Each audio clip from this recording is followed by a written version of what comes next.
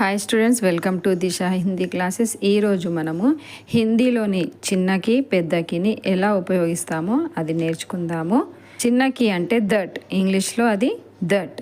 చోటకి, చిన్నకి అనేది రెండు వాక్యాలను కలిపేటప్పుడు దీనిని మధ్యలో వాడతాము. మధ్యలో ఉపయోగిస్తే అది ఏదైతే వాడతామో అది చిన్నకి.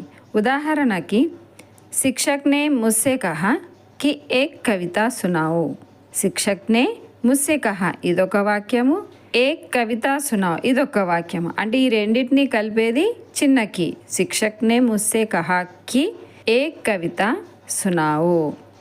రెండవది, తుమ్ బిహార్ సే హో కి బంగాల్ సే. మనము ఎలా అడుగుతామంటే నువ్వు బీహారా బంగాల్ అని అడుగుతాం కదా. యా అంటే తుమ్ బిహార్ సే హో యా బంగాల్ సే.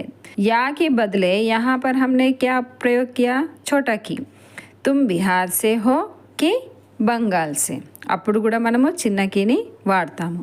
आप जल्दी चलिए ताकि समय पर पहुंच सके. ఇక్కడ కూడా రెండు వాక్యాలు ఉన్నాయి. ఈ రెండు వాక్యాలను ఎప్పుడైతే క్రియా శబ్దాలు ఉంటాయో అప్పుడే చిన్నకిని మనం వాడటం జరుగుతుంది. ఇప్పుడు పెద్దకిని ఎప్పుడు వాడతామో మనం నేర్చుకుందాం.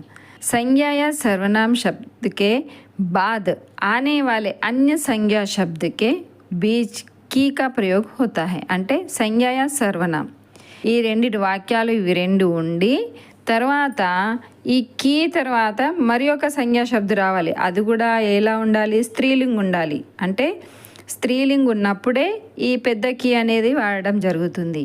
ఉదాహరణకి ఎలా అంటే, తాళేకి చాబీ ఖో గయి హై. తాళేకి చాబీ ఖో గయి హై. తాళా ఏంటి, సంజ్ఞా శబ్దము. చాబీ ఇది కూడా సంజ్ఞా శబ్దము, కానీ ఇది స్త్రీలింగం కాబట్టి ఇక్కడ పెద్ద కీని వాడడం జరిగింది. తాళేకి చాబీ ఖో గయి. రెండవది, ఉస్కి కితాబ్ మేజ్ పర్ రఖీ హై. ఉస్ కీ కితాబ్, కితాబ్ ఏంటి, సంజ్ఞా శబ్దం. సంజ్ఞాలో ఇదేంటి, స్త్రీలింగం కాబట్టి ఇక్కడ పెద్ద కీని వాడడం జరిగింది. ఉస్కి కితాబ్ మేజ్ పర్ రఖీ హై. తో స్టూడెంట్స్, మీకు చిన్నకి పెద్దకి ఎప్పుడు వాడాలో మీకు అర్థమైనట్టు నేను ఆశిస్తున్నాను. మీకు ఈ వీడియో నచ్చినైతే నా వీడియోని లైక్ చేయండి, మీ ఫ్రెండ్స్కి షేర్ చేయండి. థ్యాంక్ యూ, ధన్యవాదములు.